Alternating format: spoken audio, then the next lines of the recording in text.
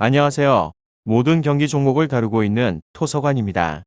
하루도 빠지지 않고 많은 경기들의 조합픽을 프리미엄 정보방에서 매일 공유하고 있습니다. 참여를 원하시는 분들은 영상 하단 댓글 보시면 오픈 채팅 링크 있으니 문의 주시길 바라며 구독과 좋아요 한 번씩 부탁드리겠습니다. 그럼 이번 경기 정보 시작하겠습니다. 에버튼 리즈 축구와 관련하여서 에버튼은 주중 리그 경기에서 뉴캐슬에 패했습니다. 리즈는 빌라 원정 이후 일정으로, 에버튼은 뉴캐슬 원정에서 후반 두 골을 연달아서 실점을 하면서 패배를 하였습니다. 상대의 자책골로 기분 좋게 앞서갔지만 곧바로 홀게이트가 자책골을 넣었고 상대의 후반 공세를 막아내지 못했습니다. 반더 비크와 알리 등 기대를 걸고 내려온 선수들이 후반 교체로 들어왔기에 더더욱 아쉬운 결과였습니다. 그렇지만 지난 FA컵 승리 등 경기력은 서서히 나아지는 모습을 보이고 있습니다. 칼버트 루인과 엘가지 히샬리송 등 공격진이 정상적으로 나서고 있고 수비진에는 예리 미나가 돌아왔습니다. 다음으로 리즈는 에버튼보다 휴식일이 짧은 상태로 원정에 나섭니다. 복귀가 예상됐던 벤포드의 결장이 더 길어지고 있고 수비진의 핵인 센터백 리암 쿠퍼와 잉글랜드 국대 볼란치인 필립스가 빠져있기에 어려운 상황입니다. 게다가 크레스웰과 하피냐 등 측면 자원들도 부상을 안고 뛰고 있습니다. 제임스와 해리슨 등 한 방을 보유한 공격진의 해결에 기대를 걸어야 합니다. 에버튼 리즈 이 두 곳에 있어서 에버튼의 승리를 보고 있는데 홈에서 돌아와 나서는 리그 경기이기도 하고 상대보다 휴식일이 길었기에 체력적으로도 나은 상태에서 경기에 임할 수 있을 것 같습니다. 또한 팀에서 연습과 실전을 병행을 하면서 노가든 반더 비크와 알리가 본격적으로 경기에 가동될 수 있기도 합니다. 필립스의 부재로 인해서 볼란치 포지션이 불안한 리즈로서는 에버튼 중원의 침투에 고전할 것 같기도 합니다. 히샬리송도 언제든 한 방을 터뜨릴 수 있는 에버튼이 리그 연패를 끊어낼 것 같습니다.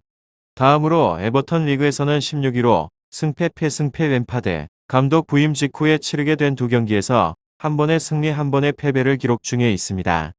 브렌트포트와의 컵 일정에서 대승을 취하게 되었는데 이후에 치르게 된 뉴캐슬 원정에서 크게 무너지게 되었습니다.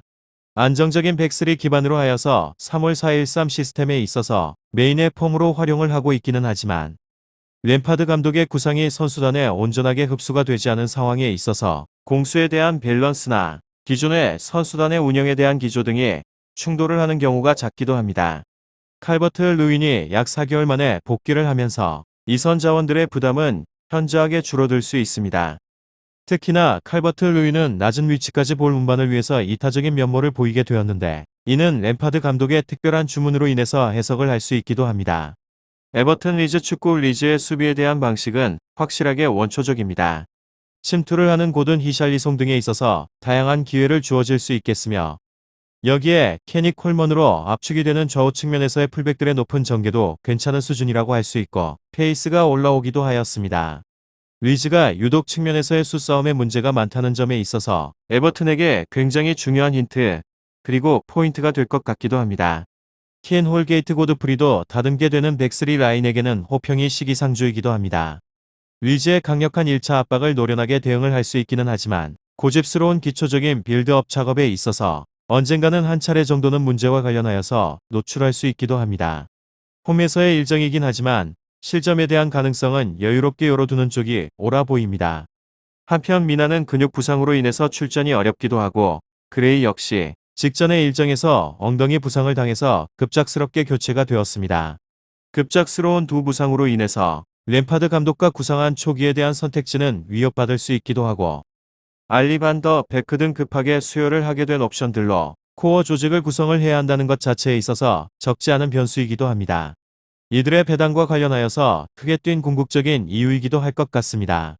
결장자는 데이비스 델프 고드프리 두쿠레 미나 그레이 선수입니다. 다음으로 에버튼 리즈 리그에서는 15위로 승패무 최근 리그에서는 5번의 경기에서 2승 1무 2패를 기록을 하고 있습니다. 앞선 리그에서의 경기에서는 이번의 경기 1무 1패로 단 한 번의 승리도 취하지는 못했습니다. 그렇지만 직전의 아스톤 빌라와의 격돌에서는 3대1의 열세를 3대3으로 돌려세운 곳으로 특유의 정신력과 뒷심만큼은 인정을 해야 합니다. 앞서 언급을 하였는데 측면에서의 배후 공간에 대한 대응은 참 아쉽기도 합니다. 사실 이 문제에 있어서는 어제 오늘만의 문제가 아닙니다. 지나치게 높게 형성이 된 무게 중심과 수적 우세를 우선시한 수비 방식에 대한 어느 위치에서든 빈 공간을 필연적으로 노출을 해야 하기도 합니다. 에버튼처럼 볼에 대한 공급 루트가 좋은 클럽을 상대로는 필시적으로 후방에서 부분에서는 공간에 대한 문제를 노출할 수밖에 없습니다. 상대방의 다이렉트 패턴에 대한 대응 부재가 문제가 될 수 있겠는데 가뜩이나 수비 핵심이자 주전 쿠퍼가 아직까지 부상을 완벽하게 떨쳐내지 못한 시점이기도 합니다. 수비에 대한 노련미는 애초에 기대하지 말아야 합니다.